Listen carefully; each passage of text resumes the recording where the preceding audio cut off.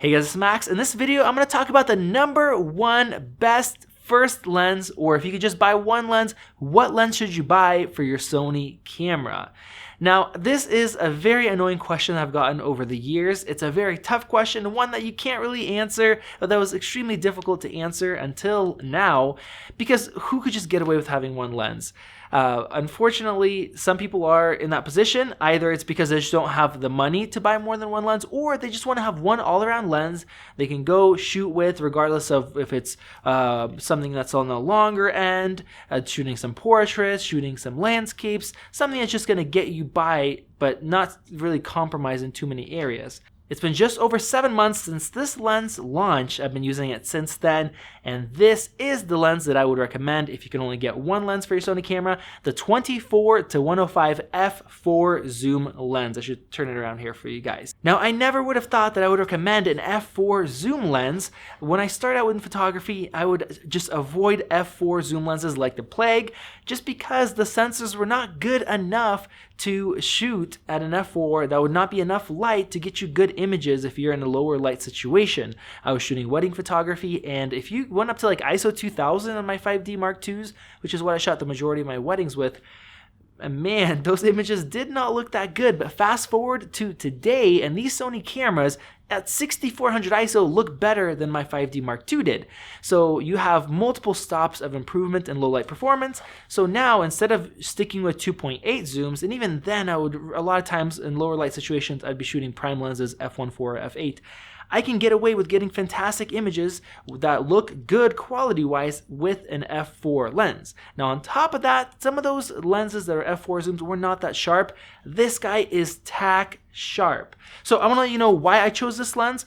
First off, 24-105 is a fantastic range. Sure, a lot of people use 24-70s, but I find that 70mm to be a little bit limiting if you're not in a controlled environment. So sure, if you go out and shoot, you're doing portrait shots, you could set somebody up, you could get closer, you could get further, but if you're doing run and gun shooting, you're in an environment that you can't control, you're shooting an event, 70 is just not enough. And then you're gonna have to, if you're shooting at 70, you can crop and post, which might be okay if you have an A7R3, but a lot of you guys are gonna be buying A7 IIIs, which is what I'm shooting on right now, and you really don't want to crop in on that 24 megapixel image, at least not very much. So having that extra range to 105 is really, really helpful.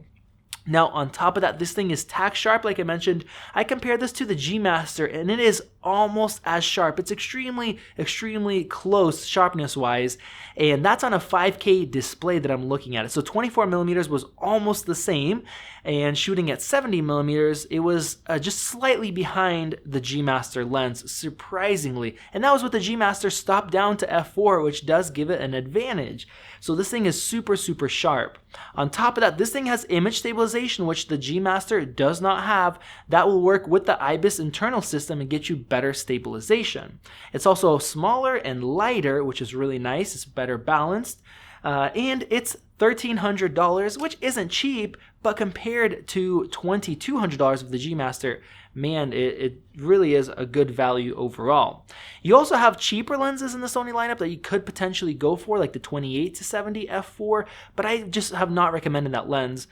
First off, it's not as wide as this, which isn't that big of a difference, 28-24, but you're stuck at 70 instead of going to 105, and that lens is much softer. It definitely does not compare in terms of sharpness to this 24-105.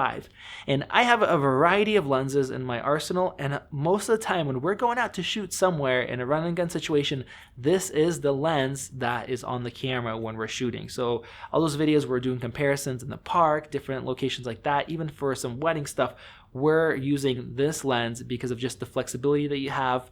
And the f4 is not that bad. For a lot of you guys that are coming from, let's say, a crop sensor Sony camera, or you're coming from a Micro Four Thirds, f4 is like f2.8 on your Sony a6500, but of course you have a better zoom range compared to, say, Canon 16-50s or those kind of lenses. So you can still get a good amount of blur, especially since you have that 105. If you're shooting some portraits, it's not that much worse in terms of how shallow the depth of field is, the bokeh, compared to a 24-70 2.8 lens.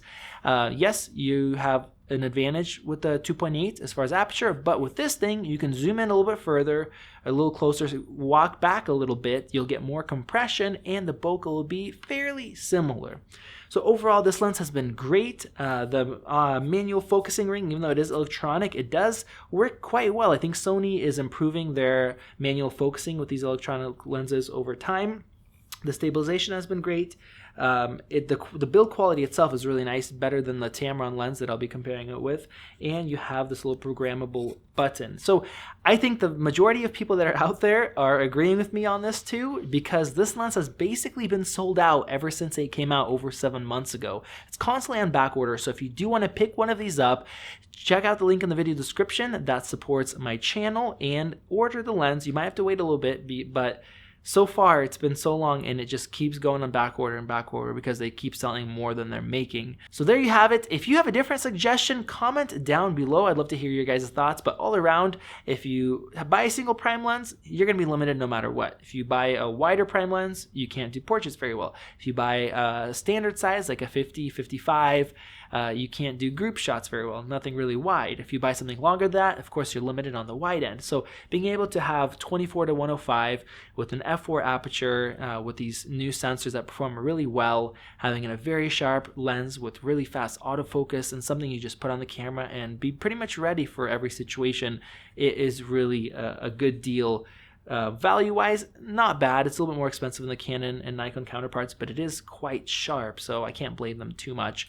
That's it, guys. Thank you guys for watching. Make sure you guys subscribe and enable those notifications. I will be talking about the difference between this lens and that Tamron 28 to 75 f2.8, another great value lens, less expensive than this, in the future, so you guys do not want to miss out on that video. This has been Max, and I'll see you in the next one.